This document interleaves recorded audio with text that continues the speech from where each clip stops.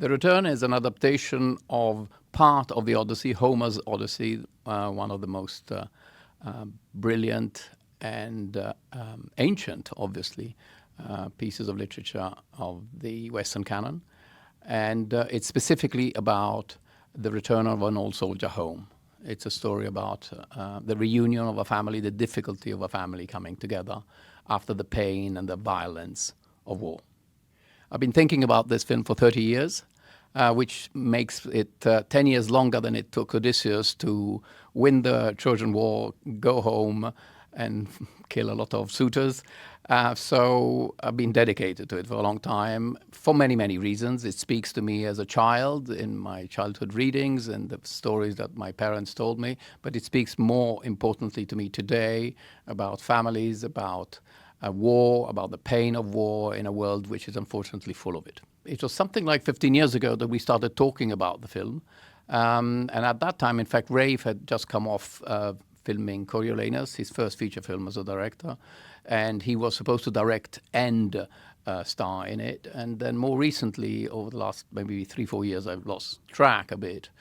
He felt that he would prefer to just focus on being Odysseus and let me do the directing. I was just asked to be Penelope, and I couldn't say no because I read the script, which I loved. And I didn't know Uberto as a director.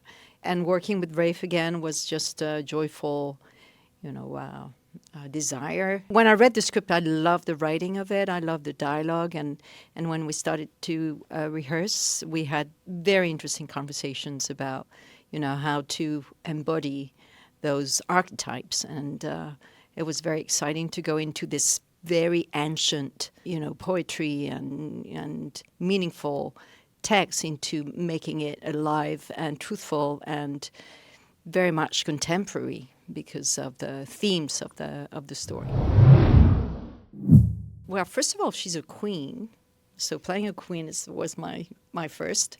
And after being a truck driver and in other films and many different characters, a queen is something quite attractive, but a queen that is crushed down into pieces because the feeling of abandonment is very very present in her life, and the betrayal feeling as well, the rage of protecting her son, who Charlie plays, and so there was a lot of layers of humanity that it was very exciting to work on in this film.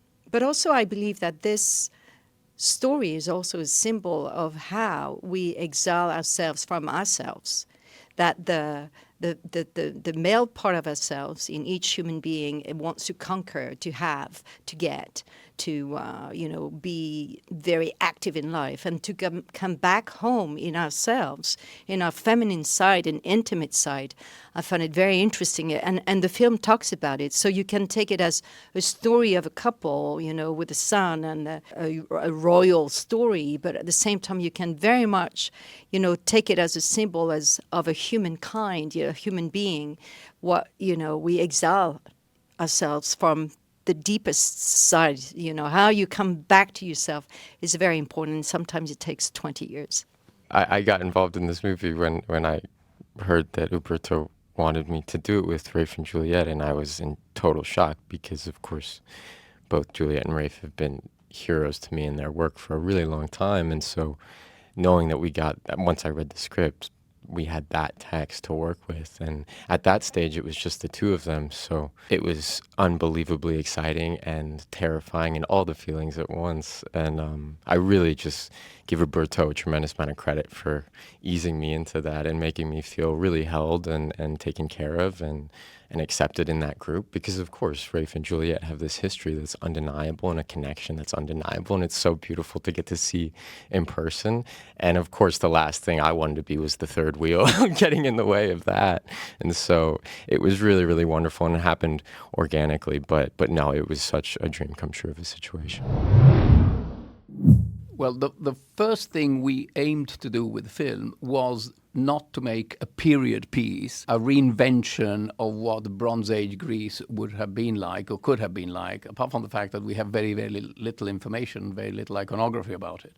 But we wanted to create a world which was not distracting to the story of the individuals or the people or the humanity that we were putting on the screen. And so when it came to the costume design, when it came to the production design, we chose a language which was very universal. Buildings that you have seen in everywhere around the world, and clothes that are of a language which is today's India, yesterday's Rome, and tomorrow's the moon. It's very, very, very universal, not distracting. Beautiful, but not distracting. And we ended up filming in Greece, the bulk of the exteriors on the island of Corfu. It was very important to me that you had the feeling that you were always on an island, a separate world, an isolated world, where the drama of this family left abandoned by the head of the family is being played out. And we shot a couple of days on mainland Greece, and then we shot the bulk of the interiors in Italy in studio. If it could help in the consciousness of stopping wars, I wouldn't mind. I think the wonderful thing about Homer is that he speaks to us in a completely contemporary way. We think of Homer as Greek, ancient Greek, distant in language, distant in perspectives, but actually his understanding of human nature is absolutely extraordinary and obviously completely contemporary.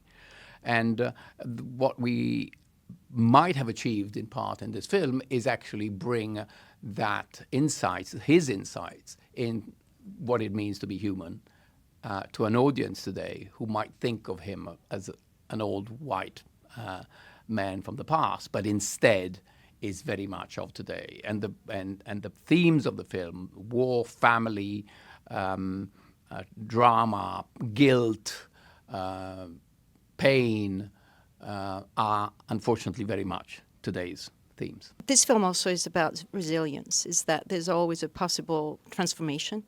And when Ray Fiennes' character, Odysseus, is coming back home, he's coming naked, he's coming humble, he's coming crushed down in order to go into being king again.